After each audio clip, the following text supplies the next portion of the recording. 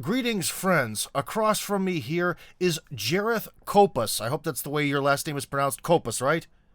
You got it right. I love that. Phonetic spelling is amazing. Anytime anything in English is spelled the proper way, it brings me great joy. But anyways, Jareth, I've kind of watched your VK profile over a while. I guess we've been friends there for a long time, and you sort of the thing I want to talk to you the most about today, which I think is actually very important, is you sort of took the time to document sort of a journey down the rabbit hole where all you wanted to do was to get something printed on a t-shirt related to Russia. And you tried by hook or by crook 5 million different ways to get some t-shirts printed, and it didn't go quite the way you thought. So could you maybe tell us about this t-shirt adventure that's supposedly happening in the land of the free? Sure, yeah. Well, I've got a small group of friends that get together. We talk about politics, have bonfires, kind of help each other out, that type of thing.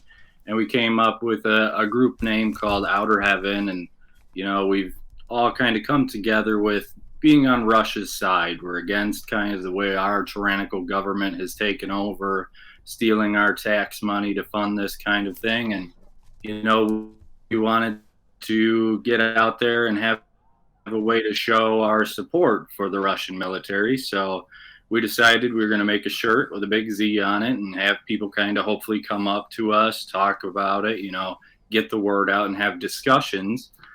So I went onto this website. I won't say what the name of the website is just in case you get in trouble for that or anything. And so on the front, I put the Donetsk flag and pro-Russian. On the back, I just put our company, our logo, Outer Heaven, and a big Z. So at first they said you can't put pro-Russian, but you could put Save Ukraine as a symbol on the front, which obviously was not what we were hoping to do. Mm-hmm. So I removed the pro-Russian on the front, left the Donetsk flag, left the Z, everything else is normal. And then they responded back saying, well, the Z is an intimidation tactic used by Russia to scare people. An intimidation tactic. Yeah, I don't know. Scary to America. That's kind of questionable. I guess it depends how you look at it. If you are some sort of like crazy, off the deep end, super ultra pro Ukrainian to a blind extent, I guess for that kind of person it might look like a symbol of hate. But then again, anything could. Remember how back I think it was during Trump, how they wanted to say that the symbol for OK is actually WP for white power. It kind of reminds me of that sort of way of thinking about the world. But anyways, I interrupted you. Please forgive me. No, it's fine. So I continued on. Instead I put a large Z on the back, two small Z's next to it, and said that my nickname was Sleepy. So in American, in English, multiple Z's together is like this. It's supposed to represent snoring. So I said for our baseball team, my nickname is Sleepy. So they didn't like that either. They said all the Z's had to be the same size. So then I tried once again. I left the Donetsk flag on the front. They have no problem with the Donetsk flag. I'm assuming it's because they have no idea what it is. If that's so interesting. Yeah, right. I bet for them it just looks like some kind of weird babble or something. Exactly. I thought of all things that would be what they had a problem with, would be that. But so I used a clip art Z that they had available through their website. I didn't use a custom one that I had made or anything. Their clip art Z, and they said in no way will we let you use the letter Z on any of your designs. So at this point I had given up, wasn't going to go through this company anymore, but I still I was a little pissed off, so I wanted to do my own little experiment. Now, one thing to ask, because I know you don't want to reveal the company for legal reasons, but was this like an American company that say takes Chinese, so they take like Chinese T-shirts probably, and so it's printed here, I mean in America. I'm in Russia, but that's the logic. So what do you think? What exactly are they afraid of? Are they afraid of like the CIA, or do they actually really believe in the cause in terms of the Ukrainian side? Well, they are indeed afraid of the letter Z. It is something here that scares people. Uh, It's it's really interesting. On our vehicle, we have a big letter Z on the back. We've got a small sedan. I yeah. took some white duct tape, and we call it the Z Mobile. And I put some Z on the big Z on the back of it, and we get all sorts of people heckling us about it. So it is a well-known thing, and it is a scary thing for Oh. Americans. Well, that It's shows you the not power of symbols, because here it's the opposite. I would say right. for here it's this very, I would say it's more of a soft symbol of resistance, kind of like maybe you know the yellow like "Don't Tread on Me" flag. It's Right. kind of like that. Right. Yeah. But anyways, you're so you kind of were then shifting over to another company. That's what you were saying, something Right. like that. No, I kept the same company, Uh, but I changed my account. So with this account change, I decided to make another design. So on the very front of it, I put queer. This is clip art that they have on their own website. mm, So I put queer, yeah. 3 pictures of transvestites, and a Ukrainian tree zoob with a heart around it in blue and yellow. On the back, there was a heart with a rainbow colors, a banner going across that said "Queer AF." If people, and I didn't know Yeah. what AF. I'm not that well versed in things, but AF is a. I won't say it on your It show. means super very much. Right, and on the very bottom below that heart, I put a Z.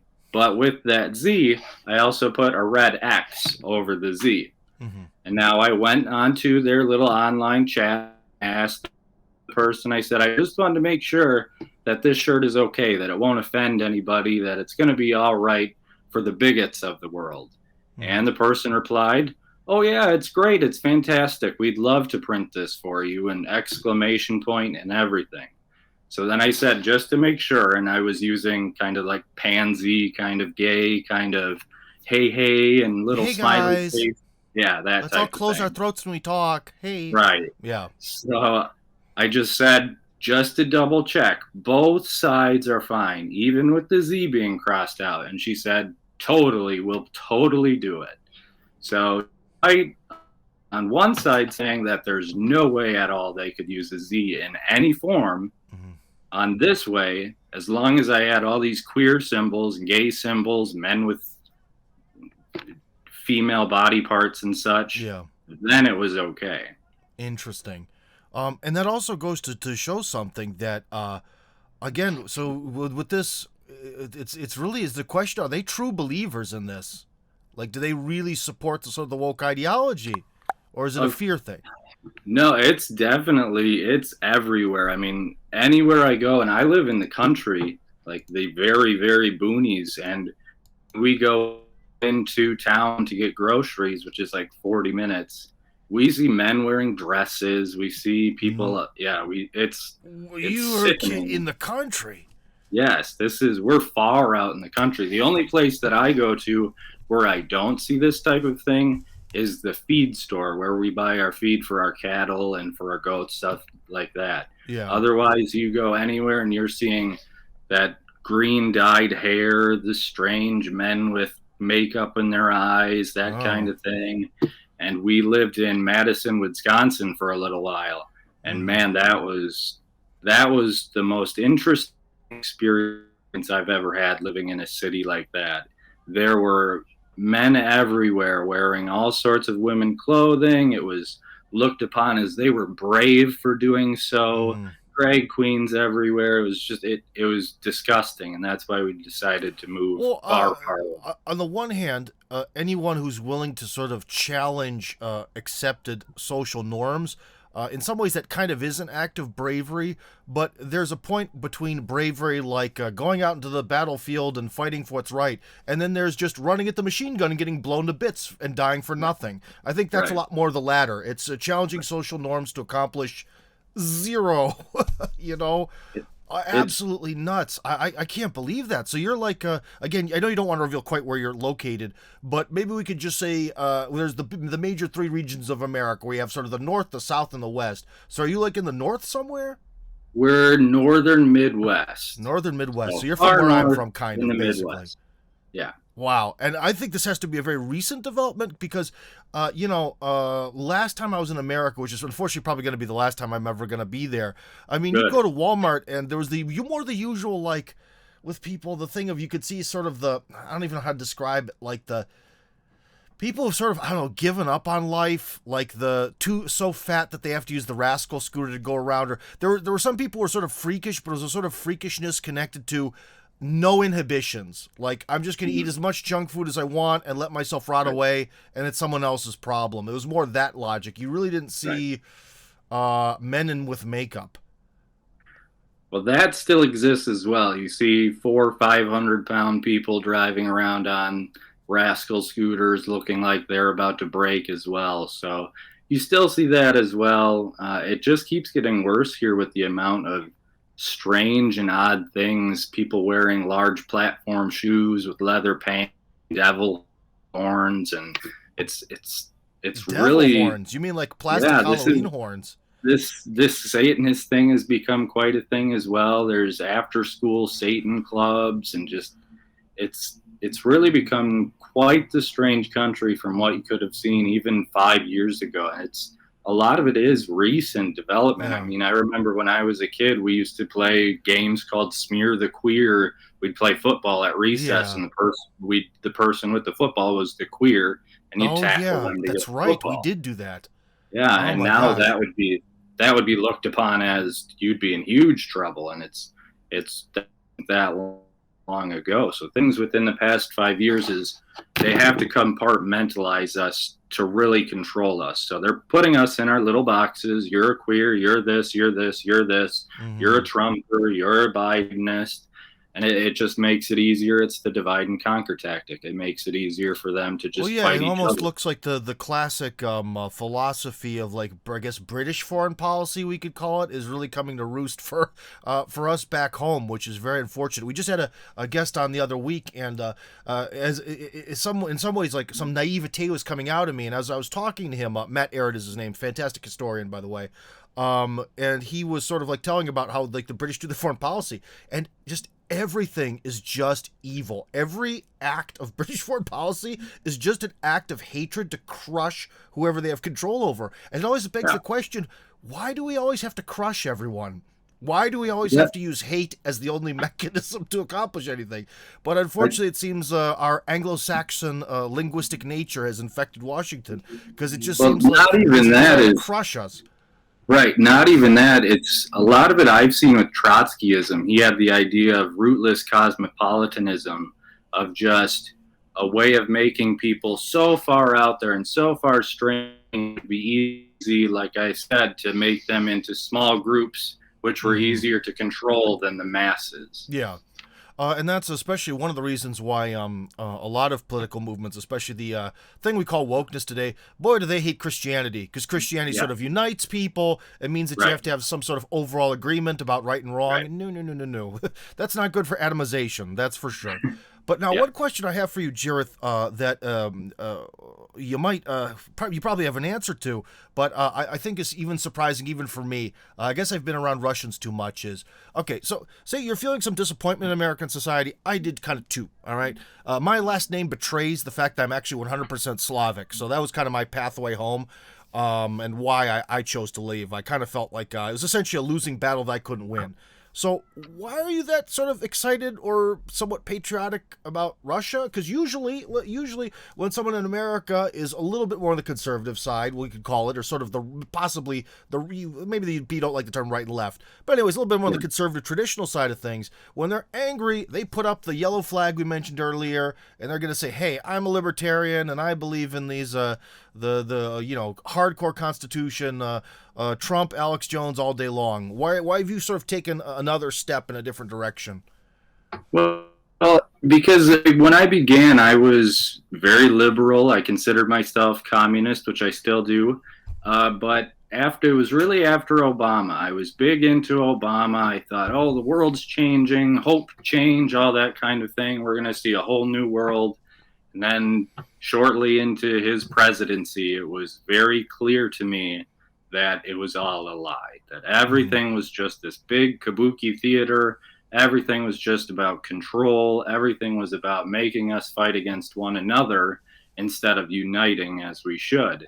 No. But then seeing people like, as you said, with the Don't Tread on Me, I also didn't agree with a lot of what they said. So I was kind of in between both groups of liberal, of conservative. So it was really difficult for me to fit into either of those groups. So I had to come up with ways to ease my way into both sides. And that's kind of how I've been able to come up with this group of Outer Heaven. We've got people like me that live out in the country, that shoot guns, that loves the Constitution, that Second Amendment is their big thing.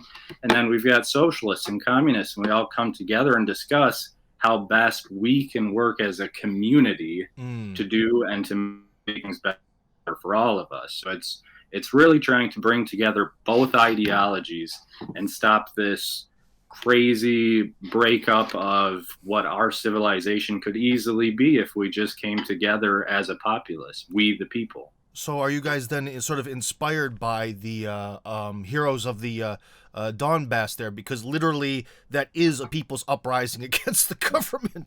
Because Of people course, forget, I mean, obviously without Russian ammunition, I don't think things would have gone very well. They would have been crushed. But still, for especially the initial, like that first hottest year, it was really just local guys with local guns holding out against a professional army.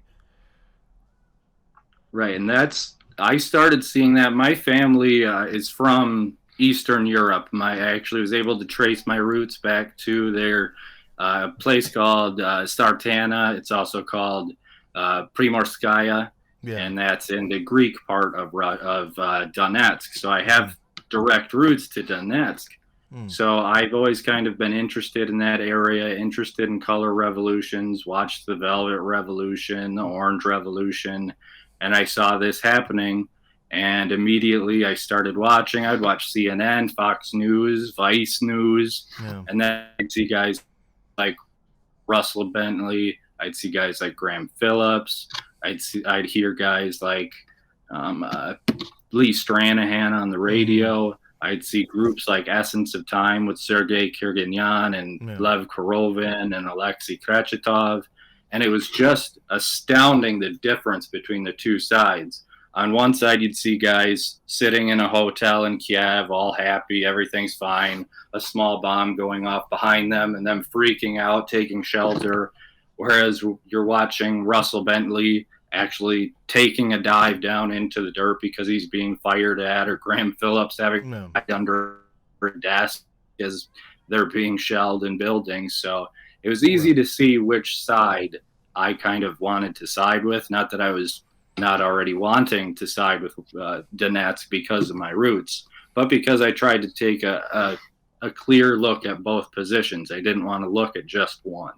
Yeah. Because that's another thing we've seen so many times. Although I should say this with some evidence, I can't quite remember the specific events, but you've probably remember some CNN events where it's like, oh my gosh, it's shaky cam, something's happening, and like, nothing's happening. Right. And I can tell you one thing. I don't know, maybe someone might find me biased, I guess, in a way, but I can tell you that Bentley and Phillips are the real deal. They're the absolute real most deal. Definitely. And Lev Korovin is also, he's a great guy, but I think he's mad at me because I told him that theater is dead. And he still thinks that theater is like we had a big argument over that. He feels that theater still should play a role in modern life. And I'm like, I don't know. Men playing pretend with each other on stage. That's, I think, something that's going to have to just fade into the past. So, Lev, forgive me, but you haven't won me over quite yet. But great guy, by the way. He's incredibly intelligent. And I mean, Russell, yeah. I mean, just beyond belief. I mean, that guy, he knows everything you could ever ask him. And Russell, I've gotten close with. He's always there. He's always a fantastic guy. I haven't ever been really close with Graham, but man, that guy's brave for what he does, tearing down stuff from Bandera's grave site, going into places, just all really inspirational people. But unfortunately, there are some who are not so inspirational now. Hold on, Wolf. We'll get to that, but I just want to say about Lev one thing that I think that people should really check out Lev Korovin because he speaks English as a native language, but his mannerisms and his reasoning, basically, he's 100% Russian. He is a very, very Russian person. Where I'm some kind of weird hybrid. I have a very, I think, American way of expressing myself, with a lot more emotion and sarcasm. Although Russians are sarcastic, but in Russian it's a little bit different and a little bit more dry. But anyways, his if someone were to want to have the experience of what it's like to learn to speak Russian really well and interact with Russians, you can do that with Lev Korovin in English. It's kind of hard to explain, but he's a lot more Russian than I'll ever be. So, anyways, you were sort of mentioning some people who you might find to be less than reliable. Were you referring to someone specific? If you don't want to hate on anyone, you can keep that opinion to yourself. Freedom of speech zone. Freedom of speech includes not speaking. I mean, Pat Lancaster, I kind of haven't had the greatest experiences with. He kind of seems like the guy who likes to make it seem like he's out there on the front lines, but he's actually kind of keeping it safe for himself. There's a gentleman called Dean O'Brien who definitely wants to just make a profit off of selling war relics and that type of thing, helmets from dead soldiers, that type of thing. Interesting. I know you had Scott Ritter on the show quite a bit, but not the biggest fan of Scott Ritter. I know he's got beef with Russell, but just knowing some of his background, I know a lot of it's hearsay, but still the hearsay as I mean, when you've been accused of something that he's been accused of, that he has been multiple times, I start to question his morality as an Orthodox Christian. I kind of question some of maybe the way he acts just in general. So he also seems to be really happy about his book tours and how he's making a good profit off those, while other people don't do that. I don't know, man. I can tell you one thing, that when Russians kind of like latch on to certain foreign people, maybe well, I was never famous. Maybe I'm kind of C-list celebrity now, as I tell people, but like for example, Steven Seagal, how much people here love him. So I mean, Steven Seagal can ride his fame probably till the end of his life. Well, who knows, maybe people who are like 20 years old now don't care, but people of my generation who are in Russia now, he really could just sign autographs and give speeches for the rest of his life, and he'd be able to probably live a pretty comfortable upper middle class lifestyle. Do a couple judo moves and he'd be fine. Yeah. I mean, so like I could sort of see, if you want to talk about pure economics, like Scott Ritter's definitely a hit here. And of course, since I know him now already a little bit more personally, I don't really want to discuss him too much, but I can definitely say that, he's in that zone. He's in that Steven Seagal zone where he's sort of become like a people's hero. But hi, this is Tim from the future here. As I was sort of sitting around, I decided to re-listen to this interview because I know some of the people we mentioned here today, and I re-listened, and what I said about Scott Ritter came out really wrong. So I'm going to insert this here. What I meant by comparing him to Steven Seagal, see, a lot of people have a very negative opinion of Steven Seagal, whereas first off, I don't. And secondly, I was using Steven Seagal as this extremely popular foreign person within Russia, not connected to some of his movies that you may not like, or his style of dress or hair or whatever. Just as extremely popular figure. Scott has become an extremely popular figure too. So that was what the comparison was. Again, some people find Steven Seagal to be clownish. I don't. So that was not it. That's point number one. Point number two is, although Jareth seemed to seem something kind of fishy with him going on a book tour across Russia, I was getting at that, can't hate on a brother for trying to make money. And guess what? If Scott goes on a book tour around Russia, when I really wrote that one book that I did many years ago about life in Russia, I should probably write another book. If I was able to go on a book tour around Russia, I'd do the same thing. Point number three, Scott also made sort of the point that, this whole thing about trying to find peace and reestablish arms controls and arms deals, well, it's kind of a two-way street here. Well, with China, it's sort of a three-way street, we're entering a multipolar world, but essentially, he kind of wants to talk to both sides of the line on the war in Ukraine about arms control. So that also is very ideologically and logically consistent from him. And one thing I should have stepped in and said is, Scott Ritter's been sort of accused of apparently something bad in his past, but I won't talk about it because I don't know about it. And it's the kind of thing where it's very easy to accuse people of that. It's one of those things where everyone gets accused of it when they're not liked. So we're going to let that sleeping dog lie. And, I'm always very doubtful because trust me, when people have the power to destroy your reputation with rumors and a lack of facts, that's a very powerful tool, and the mainstream media is happy to use it. So I've seen nothing from Scott's demeanor, behavior, actions around that causes any sort of doubt in my mind as to him. So anyways, I just kind of wanted to set the record straight here in the middle of the interview because I think I kind of botched it. One thing I actually appreciated from you, man, was what I wanted to talk about is you were very honest about some huge medical bills that you got, and you also posted that on VK, sort of an expose, which is good to put a face to this situation because maybe you're not aware, Jareth, but in Russia, like American medical bills that are scanned, it's almost like a meme.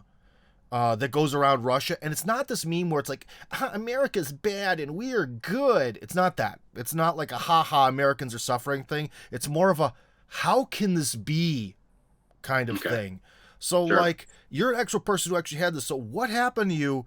And you had these insane medical bills, and also what's it like living with this? Because I luckily had my appendix explode here. Like, do they come to your house and take money at gunpoint? How does this work? Well, first of all, I don't like to complain about myself when there's obviously men on the front lines like dying to keep the world safe. But in the past couple months, I have been having grand mal seizures, and they diagnosed me with severe epilepsy. So I've been unable to work. They don't allow me to use heavy machinery, which is I'm a construction worker, so that's how I make my living is doing construction, and I'm a general contractor, so I'm self-employed, which means I have to pay for my own insurance. I don't get insurance through any boss or anything like that. So yeah, so I'm stuck with after having these seizures. During these seizures, I've bitten part of my tongue off. I've smashed my head, almost broken a rib. I mean, all sorts of physical problems that I've gotten, multiple ER visits. And at this point, I'm at over $50,000 in medical bills just from the past couple months. And this is going to continue for the rest of my life. And I didn't even include my medication with that, which is changing probably every week, which they try and make it so these stop, which they really haven't been able to keep under control. Okay. About you personally, did they have any idea where this came from? These seizures, like why did this start? I really don't have any idea. They said it could have been. I mean, I've had concussions. I've worked hard all my life. I've always been a kind of a warrior type person. It really could have come from anything, but I personally, I think I've hit my head quite a lot in the line of work that I do, and just not taking as good care of myself, working too many hours, that type of thing. Oh man, well, so anyways, but one thing I have to know because people ask me a lot, and since for the most part I've never been through this, and thank God, my relatives haven't either. So like, you have $50,000 in debt. Like, do they just and also if you're self-employed, how do they get their money out of you? Well, they just send the bill, and a lot of times these bailiff type guys, and this hasn't happened to me yet because this is very recent. So they've only sent me the bills within the past couple weeks or so. Yeah. But they will repossess, they will take away my home, my vehicles. They'll do anything that I own, my property. They can take away everything if they really want, if they want to take me to court. So what I've been doing is attempting to sell off all my stuff. The only remaining family member who will speak to me after my opinion and my book and everything that have come out in my following of Donetsk and everything, I've been trying to sell all my things to my father because they won't be able to take it from him because it's in his I name. see. I won't have any ownership of any of my items, so hopefully he doesn't turn on me. Well, dude, that's another thing why it's important to have good family relations, and that's also probably another reason why the our friends there with their globalist plans definitely like the family to be broken down, so that way Yeah, everyone's a potential traitor. You know, right. I could tell you one thing that was one of these sort of pluses and minuses of Russia. I actually had a big, maybe some of the people actually saw it on video, was getting that big, a big cyst growing on the back of my neck. It got to be over an inch, so like something like 3 centimeters. I went to the it was at the when it was at the 2 centimeter mark. I go to the doctor, and he's like, "Well, I think you're looking at your insurance. This thing's pretty firm, and it's the right color. So unfortunately, it's not life threatening, pal. You can either pay to get it removed, or we can wait. And if it gets bigger and redder, then the insurance will probably cover it." And so that was right after I just kind of bought this apartment for the future of my children here. So money's been kind of tight. And so I asked him how much, and he was like 5,000 rubles to cut it off. And so that's like less than $100. But by fate, I waited a week, and I had to wear like a dress shirt for a couple days in a row. And I think that messed with it, and it turned red. And it's like, oh, fantastic. Now it's free. So, Nice. yeah.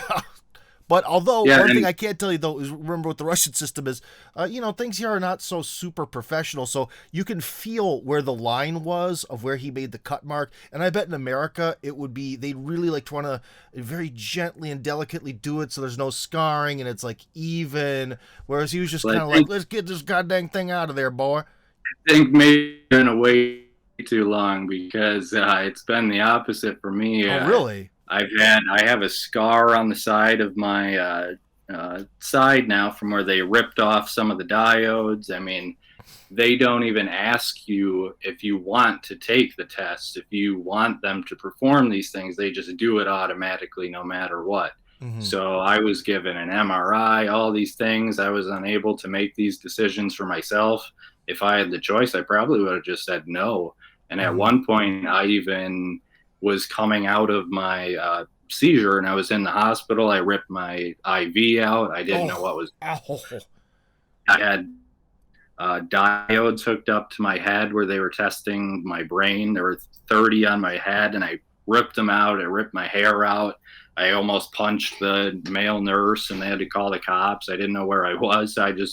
I mean, there wasn't much care other than them trying to get as much money as they could out of me As many without me tests as being possible. advanced. Yeah. I see. I can't even imagine what an MRI costs. I can't even imagine. That was another thing because I had to, both myself and my daughter had to have an MRI, and I think each one wound up being like 7,000 rubles. So that's like $110. Again, there are definitely some people in Russia who do not have quite the resources that I do, so that 7,000 could have been brutal. But if you're willing to wait in line long enough, you could have got it for zero from the government hospital. Dude, just for me, like playing these dancing games with these stupid bureaucrats, it's just easier to pay.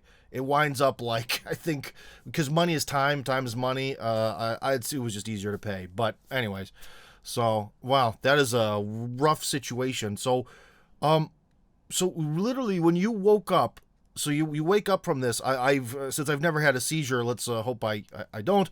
What is your mindset like? So you open your eyes and you're kind of constrained by equipment. What's going through your mind, or are you in this sort of like animal mode where you're not thinking rationally? It's called post-dictal, and there's different types of seizures that I experience. There's focal seizures where I kind of space out and I have these deja vu experiences, and it's almost as if you travel back in time or into the future. I know it sounds extremely strange, and this was what I was having probably a week before I had my major grand mal seizures. But these focal seizures I was having maybe 15, 20 times a day, where I was seeing into the past or into the future, and I could go into these experiences for 5 to 15 minutes at a time. And my wife would watch me and just not know what to do. And after those, I'd wake up, kind of be out of it. It wasn't anything where I was frightened or anything like that.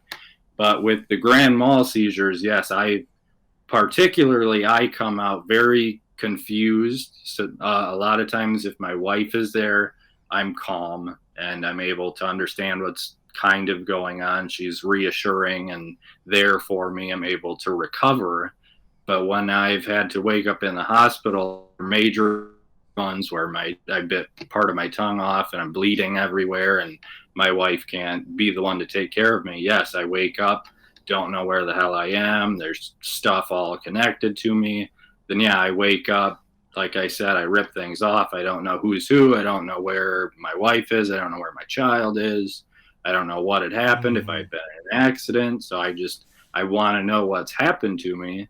So yeah, it's kind of just a crazy moment of trying to figure out where I am in the world and what's happened. All right. Well, Jareth, all I could do is wish you the best, man, and I hope that by some mechanism you're able to figure out what's going on, because generally there's a reason for everything for the most part, and it's just a matter of figuring it out. That's the hard part. But anyways, I wish you well, and thank you very much for your very unique flow of information on VK and taking the time to talk to me today.